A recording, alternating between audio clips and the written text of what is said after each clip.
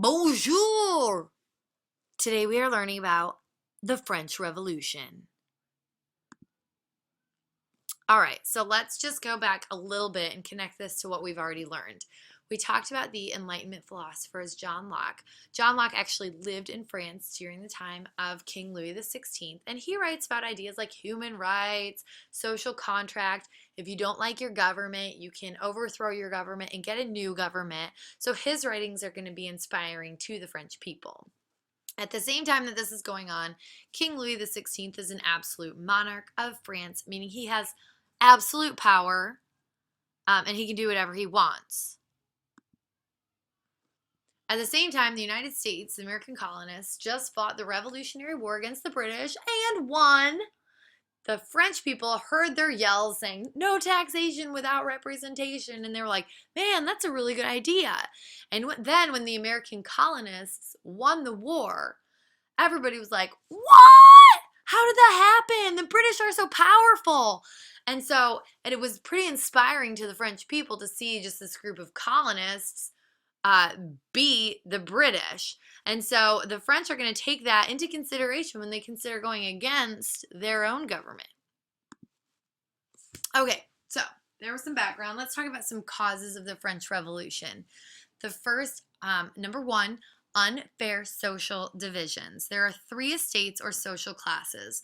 The first estate is the clergy or the church leaders. So think of like pastors or priests. The second estate are the aristocracy or the nobles.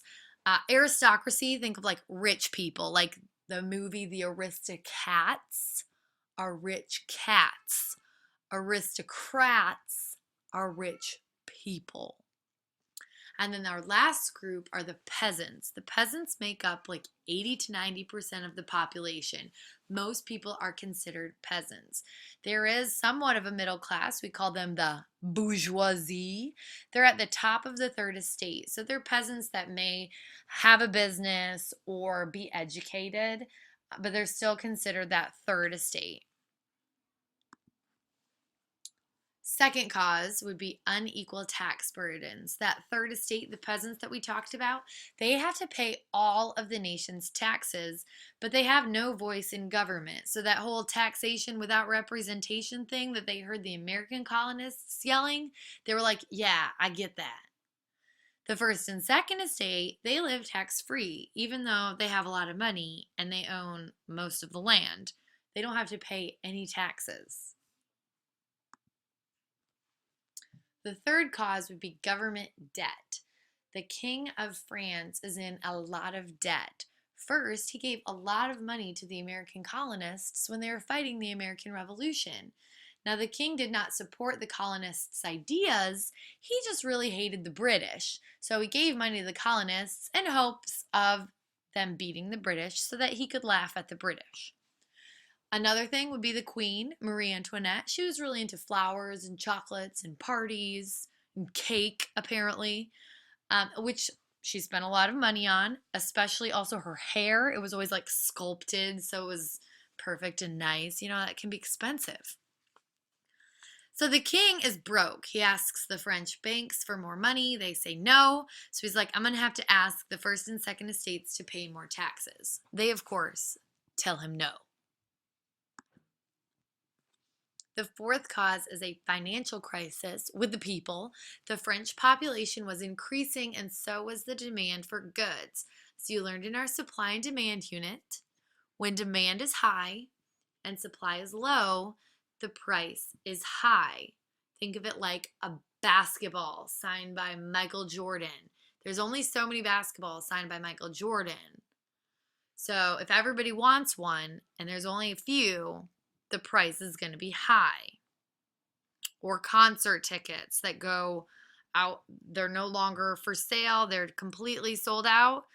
The price for scalp tickets online or whatever, people selling their tickets that they bought prior, might be higher than the normal ticket price.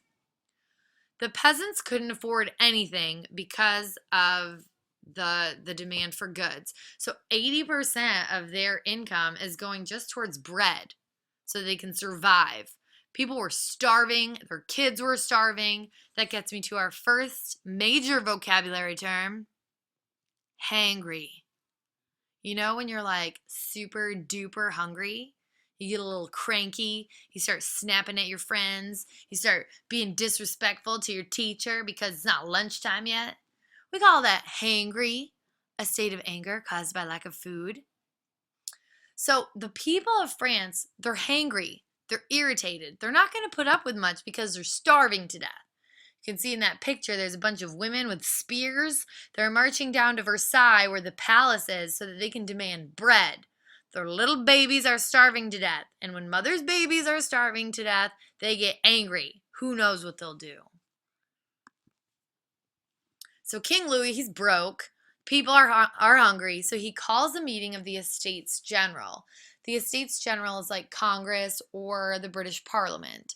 The Estates General actually hadn't met for 175 years. He was a complete, absolute monarch, but he needed some help.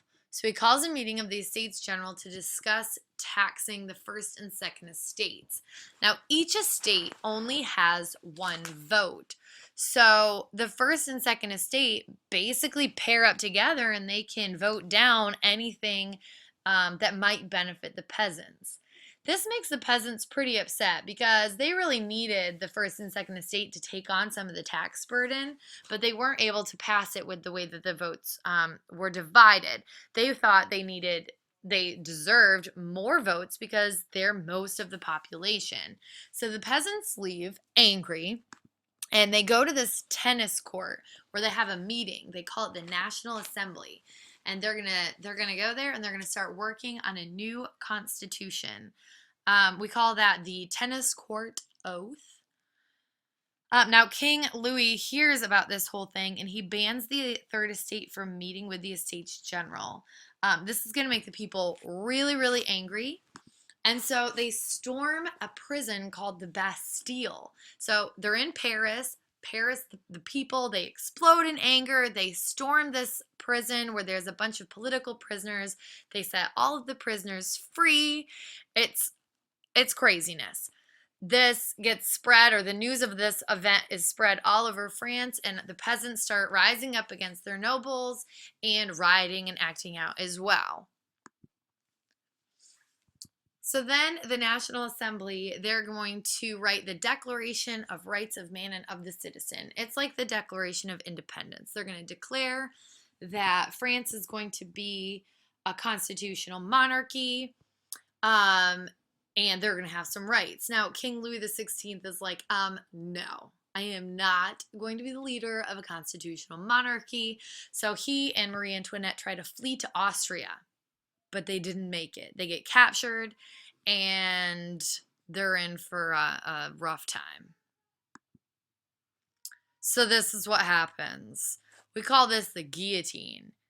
You put your little head in the guillotine, and then this big giant blade comes down, chops your head off. So King Louis XVI and Marie Antoinette are both executed by the guillotine. Their supporters and lots of nobles are also executed by guillotine. They set these guillotines up in like the square, and then people watch like it's a show. It's they stand around and they're screaming and yelling, and it's entertainment. All of the European leaders in other countries surrounding France are about to lose their minds. They're like, what is going on in France? And they're freaking out because they're worried that the people in their country are going to hear all about this like enlightenment stuff and a government that's run by the people and power to the people, and they're going to lose their rule. And so the leaders of Britain, Spain, the Netherlands, Sardinia, Austria, Prussia, they're going to go to war with the French. They're going to try to put down this rebellion and reinstall a monarchy. Then Robespierre takes over the Committee of Public Safety, which is kind of funny that it's called the Committee of Public Safety, because Robespierre goes around and anyone suspected of being loyal to King Louis XVI or not being pro-revolution is going to get their head chopped off by the guillotine. Approximately 40,000 people were executed. So people, if they like didn't like their neighbor, they could just be like, hey, Robespierre, I think that he like supported the king. And then like they would be arrested and their head would get chopped off. It got a little bit crazy. They went a little bit overboard. That's why we call it the Reign of Terror, because heads are rolling like crazy. So eventually, Robespierre also gets executed by the guillotine. It's a rough time. After it's all said and done, in 1797, Napoleon Bonaparte takes over. He takes over in a coup d'etat, or a swift seizure of government. He creates the Napoleonic Code, which was very Enlightenment-like. He has everyone pay taxes. He sets up public schools. He goes out building his own empire. He's going to go and take over some other countries.